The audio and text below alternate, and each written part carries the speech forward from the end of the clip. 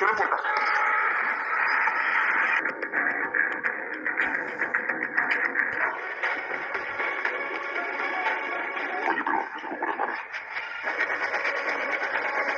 Di video kali ini, kita akan kembali melanjutkan series Money Heist Season 1, part yang kedua.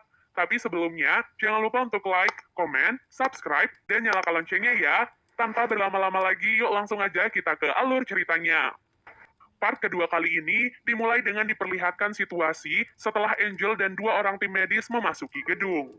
Setelah selesai memasukkan penyadap suara di dalam kacamata Angel, mereka bertiga pun diizinkan masuk untuk segera melakukan operasi pada Arturo. Proses operasi itu juga dimanfaatkan oleh Denver untuk mengambil beberapa alat dan obat bius yang diperlukan untuk menyelamatkan Monica. Mengingat Monica juga sekarang sedang dalam keadaan sekarat, tak lupa ia juga memperhatikan setiap detail langkah-langkah yang dilakukan oleh tim medis agar nantinya bisa dipraktikkan pada Monica. Setelah itu, barulah Denver kembali ke ruangan brankas bertemu dengan Monica dan ayahnya. Di sana, keadaan Monica sudah semakin melemah karena peluru yang masih berada di dalam kakinya. Nairobi yang merasa curiga pada Denver mengikutinya ke ruangan brankas. Ia pun melihat Denver bersama ayahnya yang sedang mengoperasi Monica. Namun, bukannya melapor pada Berlin, Nairobi justru ikut membantu menyelamatkan Monica. Sementara itu, di tengah operasi Arturo, Berlin mendapatkan telepon dari profesor karena menangkap sebuah sinyal yang mencurigakan di sekitar gedung.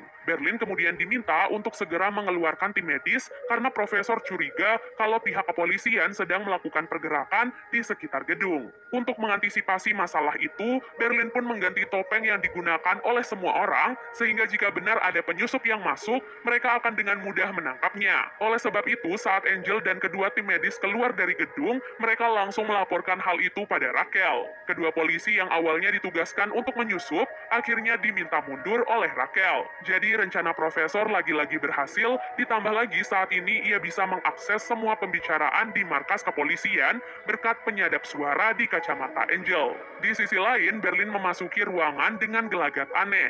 Ia membuka sebuah kotak yang berisi cairan obat dan suntikan. Namun, kotak obat itu langsung ditutup ketika Tokyo tiba-tiba masuk ke dalam ruangannya. Di sana, Tokyo meminta Berlin untuk mengakui kesalahannya pada profesor, di mana ia telah melanggar peraturan profesor untuk tidak membunuh siapapun. Berlin pun terpaksa menelpon profesor dan mengakui semuanya. Profesor yang mendengar hal itu sangat kecewa dan marah pada tindakan Berlin. Entah apa alasannya, tapi profesor sangat melarang semua anggotanya untuk membunuh siapapun. Apalagi saat ini, polisi telah mendesak profesor untuk menyerahkan bukti hidup dari semua tawanan. Setelah telepon itu ditutup dan Tokyo keluar dari ruangannya, Berlin kembali membuka kotak obat dan menyuntikkan sebuah cairan ke tangannya. Sementara itu, di camp kepolisian, mereka baru saja menemukan sebuah bukti berupa kunci mobil dari pantulan CCTV sebelum perampokan terjadi. Para polisi menduga kalau kunci mobil itu adalah milik salah satu komplotan perampok. Setelah ditelusuri, polisi berhasil mendapatkan merek mobil dan tahun keluaran mobil tersebut. Profesor yang mendengar pembicaraan itu langsung menghubungi Helsinki. Helsinki berkata kalau mobil itu telah ia tinggalkan di tempat pembuangan mobil. Masalahnya, Helsinki sama sekali tidak membersihkan sidik jari atau bukti-bukti di dalam mobil yang ia buang. Dan hal itu tentu saja sangatlah beresiko. Profesor yang mendengar hal itu langsung bergegas pergi ke tempat pembuangan mobil sambil membawa semua perlengkapan untuk menghilangkan barang bukti. Sebelum pergi, profesor kembali mendapatkan telepon dari Raquel yang meminta profesor untuk membebaskan 8 tawanan di bawah umur. Profesor diberikan waktu selama 1 jam saja untuk memikirkan keputusannya. Nah, 1 jam itu tidak digunakan untuk berpikir, melainkan pergi mengurus masalah mobil terlebih dahulu. Singkat cerita, profesor pun sampai di tempat pembuangan mobil. Ia perlahan-lahan masuk sambil mencari keberadaan mobil tersebut. Namun sayangnya, ia dipergoki oleh seorang pekerja di sana. Profesor pun berlari dan bersembunyi di dalam sebuah mobil. Tak disangka, si pekerja ternyata mengetahui keberadaannya dan malah mengangkat mobil tempat profesor bersembunyi. Setelah dikerjai habis-habisan, profesor pun diturunkan dan dibiarkan pergi begitu saja. Sesampai di markas, profesor pun menelpon Raquel untuk membicarakan kesepakatan mereka. Dari ke-8 orang yang akan dibebaskan, Profesor tidak memilih Ellison Parker. Hal itu pun membuat Prieto marah dan mendesak Raquel untuk melakukan apapun demi bisa membebaskan Ellison. Namun karena Ellison adalah tawanan yang istimewa, Profesor pun menawarkan agar ke-8 orang sebelumnya ditukar dengan Ellison. Karena desakan dari Prieto, Raquel pun akhirnya menyetujui tawaran Profesor. Profesor sama sekali tidak menyangka kalau Raquel akan mengambil keputusan tersebut. Jadi ia pun meminta waktu untuk kembali memikirkan keputusannya. Setelah telepon dimatikan, Profesor mendengar kalau Raquel dan timnya akan pergi ke tempat pembuangan mobil bekas. Oleh sebab itu, Profesor terpaksa kembali ke tempat pembuangan mobil sebelum Raquel dan timnya tiba di sana. Pada percobaan kali ini, Profesor berhasil menemukan mobil yang ia cari dan langsung membersihkan segala sudut untuk menghilangkan sidik jari. Tak lama kemudian, mobil polisi pun sampai di tempat tersebut. Profesor langsung bergegas keluar dan masuk ke dalam mobil yang lain. Selagi Raquel dan timnya mengamati mobil, Profesor mulai merencanakan pelarian yang sangat gila. Ia mulai merobek pakaiannya, mengotori seluruh tubuhnya, dan bahkan melukai hidungnya sendiri dengan sebuah besi. Saat Profesor keluar dari mobil tua itu, Raquel melihatnya dan menyuruh seorang polisi untuk mengejarnya. Siapa sangka, polisi itu percaya kalau Profesor adalah orang gila dan membiarkannya pergi begitu saja. Sesaat setelah itu, Raquel dan timnya mulai menemukan barang-barang mencurigakan yang digunakan untuk menghapus barang bukti. Sayangnya, Raquel dan anak buahnya lagi-lagi gagal karena Profesor sudah pergi tanpa meninggalkan jejak. Setelah itu, Profesor menyuruh Tokyo untuk membocorkan percakapan antara dirinya dan Raquel mengenai pembebasan Ellison. Seluruh warga Spanyol tentu saja sangat kecewa pada keputusan Raquel yang lebih memilih menyelamatkan putri duta besar Inggris daripada 8 warga Spanyol.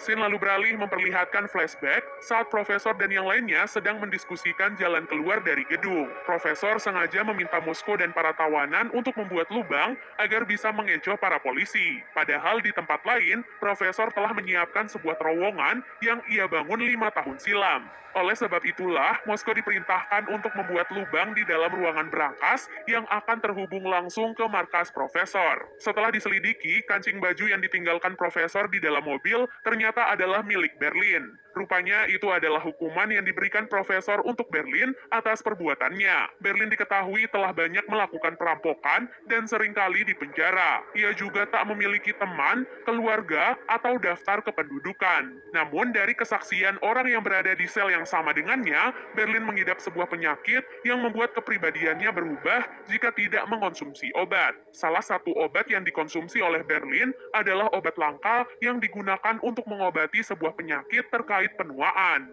di mana para penderita penyakit ini biasanya tak akan bertahan lebih dari 2 tahun. Raquel pun mengusulkan agar informasi itu disebarkan untuk mengambil hati masyarakat kembali. Namun, Prieto mengusulkan agar kejahatan Berlin dimodifikasi dengan sesuatu yang tidak bisa dimaafkan masyarakat, seperti halnya kasus jual beli anak di bawah umur. Dengan begitu, masyarakat akan lebih percaya lagi dengan pihak kepolisian. Tak disangka, Raquel malah menyetujui usulan tersebut. Setelah itu, tim kepolisian mendatangkan pekerja pembuangan mobil untuk membuat sketsa wajah Profesor.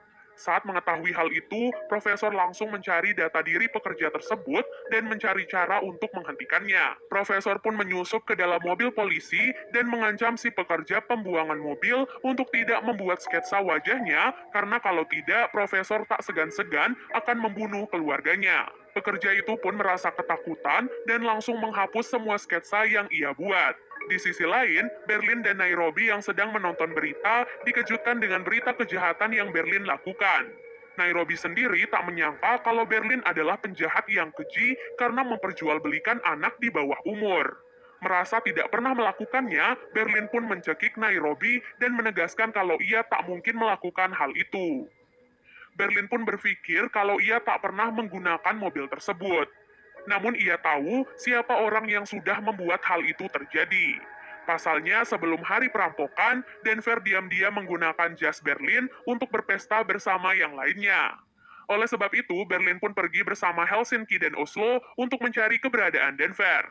Tak lama kemudian, Berlin dan yang lainnya bertemu dengan Denver di depan toilet. Tiba-tiba mereka mendengar ada suara dari dalam toilet, yang artinya sejak tadi Denver sedang menunggu seseorang di sana.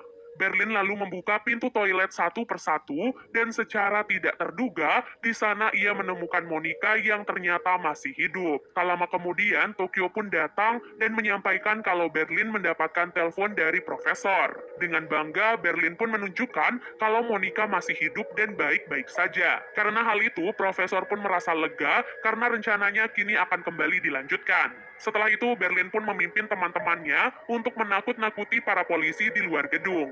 Mereka sengaja menembak berkali-kali dan meminta para tawanan untuk berteriak histeris. Raquel langsung menghubungi profesor dan menanyakan apa yang sebenarnya terjadi di dalam gedung. Raquel kemudian meminta profesor untuk meyakinkan dirinya untuk segera menyerahkan bukti hidup dari semua tawanan secepat mungkin. Dan lagi-lagi, Raquel dan tim kepolisian terpancing ke dalam jebakan profesor. Dan part kedua pun akhirnya selesai. Wah, rencana profesor benar-benar nggak bisa ditebak ya.